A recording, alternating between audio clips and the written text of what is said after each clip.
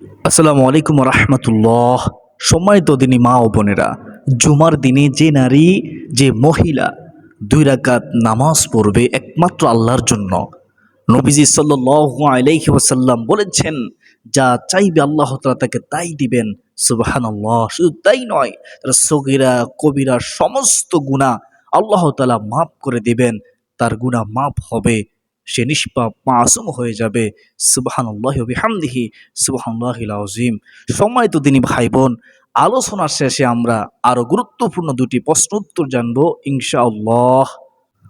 সম্মানিত দিনী ভাই বোন, 1 নম্বর প্রশ্ন হচ্ছে, সামর্থ্য থাকার পরেও যে কোরবানি করেনি তাকে গোশত দেওয়া যাবে? 2 নম্বর প্রশ্ন হচ্ছে, অমুসলিমদের কোরবানির গোশত দেওয়া যাবে কি? আজকের আলোচনাটি অনেক অনেক গুরুত্বপূর্ণ, তাই ভিডিওটি মনোযোগ সহকারে দেখতে থাকুন। ইনশাআল্লাহ খুব সহজে শিখতে পারবেন, জানতে পারবেন। তো চলুন আমরা বিস্তারিত জেনে নেই। জুমার দিন সম্মানিত দিন। যে মহিলা ওই সম্মানিত দিনে এই 2 রাকাত নামাজ আল্লাহর জন্য পড়বে, তার মতো ভাগ্যবতী নারী, সৌভাগ্যবান নারী আর কে হতে পারে এই পৃথিবীর মধ্যে? এই 2 রাকাত নামাজ কীভাবে পড়বে, কখন পড়বে, কোন সূরা দিয়ে পড়বে, কিভাবে নিয়ত করবে, কিভাবে মুরাদ করবে, সম্পূর্ণ নিয়ম কানুন আমি গুনাহগার খুব সহজে শিখিয়ে দেব ইনশাআল্লাহ। জুমার দিন কতটা গুরুত্বপূর্ণ দিন প্রথমে শুনুন। আমাদেরও বিশ্বাস শয়তান আর আপনাদেরকে ধোঁকা দিতে পারবে না। ইসলামের দৃষ্টিতে পবিত্র জুমা ও জুমাবারের রাত দিন অপরিসীম গুরুত্বপূর্ণ। জুমার দিনের সওয়াব ও মর্যাদা ঈদুল ফিতর ও ঈদুল আজহার মতোই। এদিন ইসলামী ইতিহাসে বড় বড় ও মহৎ কিছু ঘটনা ঘটেছে। জুমার গুরুত্ব আল্লাহ তাআলার কাছে এত বেশি যে কোরআনে পবিত্র জুমা নামে একটি স্বতন্ত্র সূরাই নাজিল করা হয়েছে। সুবহানাল্লাহ।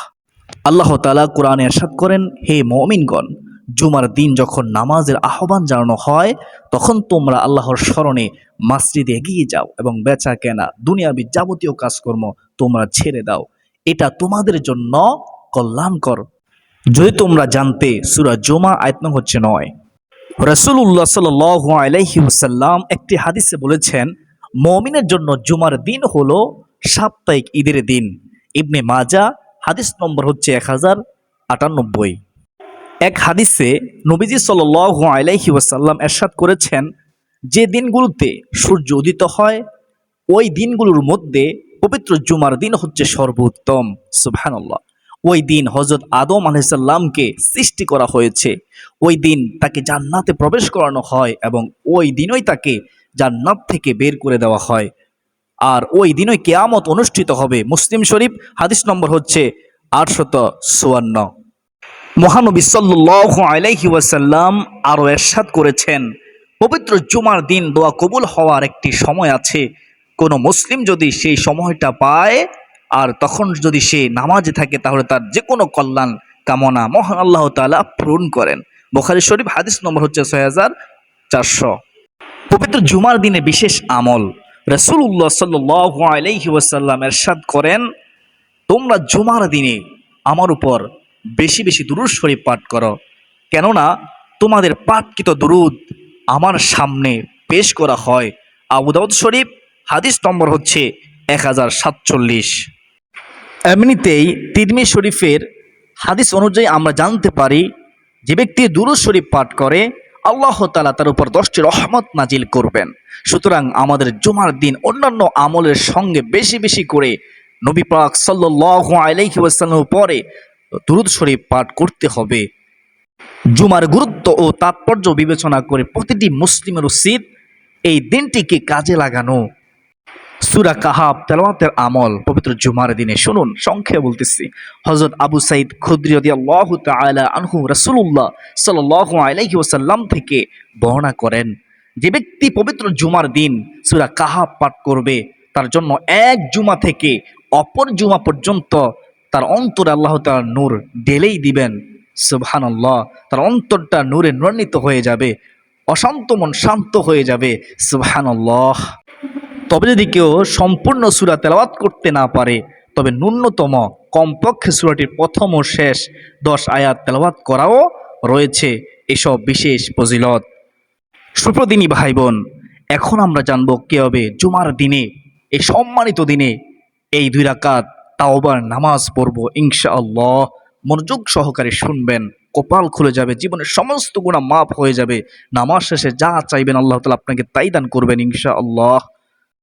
তাওবা মহান আল্লাহর নৈকট্য লাভের অন্যতম মাধ্যম, এটি সফলতার চাবিকাঠিও বটে। তওবার অন্যতম পদ্ধতি হলো নামাজ। গুনাহ হয়ে গেলে, পাপ হয়ে গেলে তওবার নিয়তে নামাজ পড়াকে তাওবার নামাজ বলে। কি নামাজ বলে? তাওবার নামাজ বলে। গুনাহ সংঘটিত হওয়ার সঙ্গে সঙ্গে নামাজ পড়া উচিত। বিগত জীবনের গুনাহ থেকে তাওবার নিয়ত তা পড়া যায়। বিজ্ঞ আলেমদের মতে তাওবার নামাজ পড়া হচ্ছে মোস্তাহাব, নফল। আমাদের উচিত কখনো কখনো গুনাহ সংঘটিত হয়ে গেলে যত দ্রুত সম্ভব মহান আল্লাহর কাছে তওবা করা, কান্নাকাটি করা, ইস্তিগফার করা নামাজের মাধ্যমে। এর একটি উত্তম পদ্ধতি হলো উত্তম রূপে অজু করে, ভালোভাবে অজু করে, মনোযোগ সহকারে অজু করে 2 রাকাত নামাজ পড়ে তওবা করা। সময়সীমা শুনুন, 3 মুহূর্ত আসার আগ পর্যন্ত মহান আল্লাহ তাআলা তার বান্দার তাওবা কবুল করেন, কিন্তু এরপর আর তাওবা কবুল করা হয় না। সেই 3 গুরুত্বপূর্ণ মুহূর্ত হলো, 1 নম্বরে মৃত্যু আসার আগ পর্যন্ত, সূরা নিসা এত 8। 2 নম্বরে আযাব চলে আসার আগ পর্যন্ত, সূরা মুমিন আয়াত হচ্ছে 85। 3 নম্বরে পশ্চিম আকাশের সূর্যোদয় হওয়ার আগ পর্যন্ত, মুসলিম শরীফ 6754 নং হাদিস। আমি সংক্ষেপে বলেছি, আশা করি বুঝতে পেরেছেন। সুপ্রদিনী মা ও বোনেরা, এখন নামাজের নিয়মটা সংক্ষেপে শুনুন। তাওবার নামাজের পদ্ধতি উপরে উল্লেখিত হযরত আবু বকর রাদিয়াল্লাহু তাআলা আনহু এর হাদিসে স্পষ্ট বর্ণিত আছে। প্রথমে উত্তম রূপে অজু করতে হবে। আমাদের কি করতে হবে? আমাদেরকে উত্তম রূপে ভালোভাবে মনোযোগ সহকারে অজু করতে হবে। তারপর একাগ্র চিত্তে নফল নামাজের মতো 2 রাকাত নামাজ পড়বে। তওবার নামাজের জন্য নির্দিষ্ট কোনো সূরা নেই, যে কোনো সূরা দিয়েই তাওবার নামাজ পড়া যায়। তবে আপনি সূরা ইখলাস 3 বার করে প্রতি রাকাতে পড়তে পারেন। আপনি চাইলে যে কোনো সূরা দিয়ে পড়তে পারেন, নির্দিষ্ট কোনো নিয়ম নেই, নির্দিষ্ট কোনো সূরা নেই। অনেকে কঠিন মনে করেন, একেবারে সহজ। এই নামাজের অজু ও নামাজের মাঝখানে কোনো দুনিয়াবি কাজ বা কথা না বলা উত্তম, মনে রাখবেন। কারণ হাদিস শরীফে ইরশাদ হয়েছে, আল্লাহ রাসূল সাল্লাল্লাহু আলাইহি ওয়াসাল্লাম বলেছেন, যে ব্যক্তি আমার মতো এইভাবে অজু করবে, উত্তম রূপে অজু করবে, অতঃপর 2 রাকাত নামাজ আদায় করবে এবং এর মাঝখানে দুনিয়ার কোনো খেয়াল করবে না, তার আগের সমস্ত গুনাহ ক্ষমা করে দেওয়া হবে। সুবহানাল্লাহ, সে নিষ্পাপ হয়ে যাবে, মাসুম হয়ে যাবে। আল্লাহ, তুমি আমাদেরকে এই 2 রাকাত তাওবার নামাজ পড়ার তৌফিক দান করো, আল্লাহুম্মা আমিন। সহিহ বুখারী শরীফ হাদিস নম্বর হচ্ছে 159। নামাজ শেষে তাসবিহ তাহলিল পড়বে। সুবহানাল্লাহ, আলহামদুলিল্লাহ, আল্লাহু আকবার, লা ইলাহা ইল্লাল্লাহ। আল্লাহর প্রশংসা করবে এবং ইস্তিগফার পড়ে মহান আল্লাহর কাছে দোয়া করবে। আপনি সবচেয়ে ছোট ইস্তিগফারটিও পড়তে পারেন, আস্তাগফিরুল্লাহ, আস্তাগফিরুল্লাহ, আস্তাগফিরুল্লাহ, আস্তাগফিরুল্লাহ। আপনি তাওবার শ্রেষ্ঠ দোয়াটি পড়বেন, সাইয়্যিদুল ইস্তিগফার। اللهم أنت ربي لا إله إلا أنت خلقتني وأنا عبدك وأنا على عهدك ووعدك ما استطعت أعوذ بك من شر ما صنعت أبوء لك بنعمتك علي وأبوء بذنبي فاغفر لي فإنه لا يغفر الذنوب إلا أنت। অনেকে বাংলা উচ্চারণ দেখে দেখে মুখস্থ করেন, বাংলা উচ্চারণের মধ্যে ভুল হতে পারে। আপনি শুনে শুনে আপনি মুখস্থ করে নেবেন। আশা করি বুঝতে পেরেছেন। যা অর্থ শুনে আপনি অবাক হয়ে যাবেন। অর্থটি হলো, হে দয়াময় আল্লাহ, আপনি আমার রব, আপনি ছাড়া কোনো উপাস্য নেই, আমাকে আপনি সৃষ্টি করেছেন, আমি আপনার বান্দা, আমি যথাসাধ্য আপনার সঙ্গে কৃত প্রতিশ্রুতির উপর প্রতিষ্ঠিত থাকব। আমি আমার নিকৃষ্ট আমল থেকে আপনার কাছে আশ্রয় চাই। আপনার যে অসংখ্য নিয়ামত ভোগ করছি, এজন্য কৃতজ্ঞতা স্বীকার করছি। আমি আমার কৃত অপরাধ স্বীকার করছি। অতএব আপনি আমাকে ক্ষমা করে দিন, আপনি আমাকে মাফ করে দিন। হে আল্লাহ, আপনি ছাড়া অপরাধ ক্ষমা করার কেউ নেই। কত সুন্দর অর্থ! এ হচ্ছে সাইদ ইস্তিগফারের অর্থ। সূরা আবু দাউদ হাদিস নম্বর হচ্ছে 5070। উল্লেখ্য, কারো এই দোয়া মুখস্থ করা সম্ভব না হলে সে নিজের ভাষাতেও মহান আল্লাহর কাছে কান্নাকাটি করে তওবা করতে পারবে। ইনশাআল্লাহ মহান আল্লাহ তাআলা ক্ষমা করে দিবেন। মুহূর্তের মধ্যে আপনার মনে চাওয়া পাওয়া মন প্রাণ উজাড় করে বিশ্বাস রেখে মনোযোগ সহকারে আল্লাহর কাছে বলবেন, ইনশাআল্লাহ আপনার সমস্ত চাওয়া পাওয়া দোয়া কবুল হবে। ইনশাআল্লাহ আপনার দুঃখ কষ্ট পেরেশানি হতাশা দূর হবে। যদি চাওয়ার মতো চাইতে পারেন এই 2 রাকাত তাওবা নামাজ পড়ে, তাহলে আপনার কপাল ভাগ্যটাই খুলে যাবে ইনশাআল্লাহ। আলহামদুলিল্লাহ, আশা করি বুঝতে পেরেছেন। এখন সেই 2টি গুরুত্বপূর্ণ প্রশ্নের উত্তর শুনুন। 1 নম্বর প্রশ্ন হচ্ছে, সামর্থ্য থাকার পরেও যে কোরবানি করেনি তাকে গোশত দেওয়া যাবে কি? 2 নম্বর প্রশ্ন হলো, অমুসলিমদের কোরবানির গোশত দেওয়া যাবে কি? সুপ্রদিনী ভাই ও বোনেরা, গুরুত্বপূর্ণ 2টি প্রশ্নের উত্তর শুনবেন মনোযোগ দিয়ে। কোরবানি একটি গুরুত্বপূর্ণ আর্থিক ইবাদত যা সামর্থ্যবান নর ও নারীর উপর ওয়াজিব।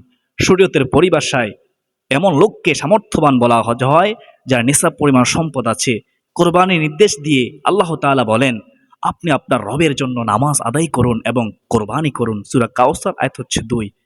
সামর্থ্য থাকার পরেও যারা কোরবানি করে না তাদের ব্যাপারে হাদিসে কঠিন কথা বলা হয়েছে।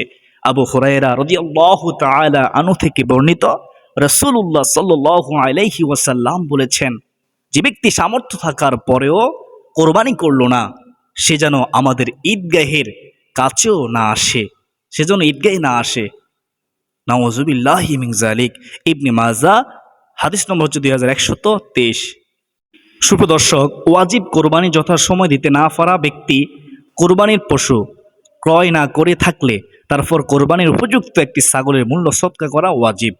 আর যদি পশু ক্রয় করেছিল কিন্তু কোনো কারণে কোরবানি দেওয়া হয়নি, তাহলে ওই পশু জীবিত সদকা করে দিতে হবে। মনে রাখবেন, বাদায়ে সানায়ে 4 খণ্ড 204 নং পৃষ্ঠার মধ্যে ফাতোয়াটি রয়েছে। সুপ্রদর্শক, তবে কেউ সামর্থ্য থাকার পরেও কোরবানি না করলে তাকে কোরবানি গোশত দিতে নিষেধ করা হয়নি। তাকে কোরবানি গোশত দিতে নিষেধ করা হয়নি, বরং আত্মীয় স্বজনকে কোরবানি গোশত দেওয়া সওয়াবের কাজ, নেকির কাজ। যদিও না দিলে গুনাহ নেই।